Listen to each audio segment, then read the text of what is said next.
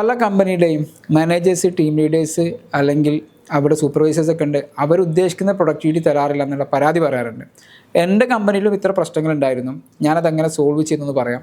ആദ്യം നമ്മൾ അറിയേണ്ടത് ഒരു ആൾക്ക് എത്ര പേരെ മാനേജ് ചെയ്യാൻ സാധിക്കും എന്നുള്ളതാണ്. മീൻസ് അത് സൂപ്പർവൈസർ ആയിക്കോട്ടെ, ടീം ലീഡർ ആയിക്കോട്ടെ, മാനേജർ ആയിക്കോട്ടെ, ആ പോസ്റ്റിൽ നിൽക്കുന്ന ആൾക്ക് ഡേ ടു ഡേ റിപ്പോർട്ടൊക്കെ മേടിക്കുന്ന ഒരു 7 പേരെയാണ് മാക്സിമം അവർക്ക് ചെയ്യാൻ സാധിക്കുക.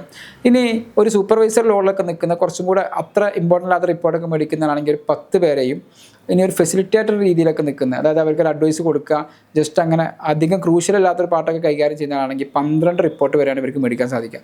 അപ്പോൾ ഇതിലധികം റിപ്പോർട്ടുകൾ വരെ കൊടുത്തിട്ട് എല്ലാ റിപ്പോർട്ടും അവർ തരണമെന്ന് പറഞ്ഞു കഴിഞ്ഞാൽ അവരുടെ വർക്ക് അവർക്ക് ചെയ്യാനോ ഇത്രയും ആളുകളെ മാനേജ് ചെയ്യാനോ സാധിക്കില്ല. അതായത് സ്പാൻ ഓഫ് കൺട്രോൾ എന്ന് പറയുന്നത് ബേസിക്കലി ഒരു 7 to 12 വരെയാണ്. അപ്പോൾ ഇതിലേറെ നിങ്ങൾ കൊടുക്കുന്നുണ്ടെങ്കിൽ ആ മാനേജേഴ്സിന് അവിടെ ആകെ ഒരു കെയോസ് സൃഷ്ടിക്കാനേ സാധിക്കുള്ളൂ. കറക്റ്റായിട്ട് റിപ്പോർട്ടിങ്ങോ അല്ലെങ്കിൽ ആ ടീമിനെ മാനേജ് ചെയ്യാനോ സാധിക്കില്ല.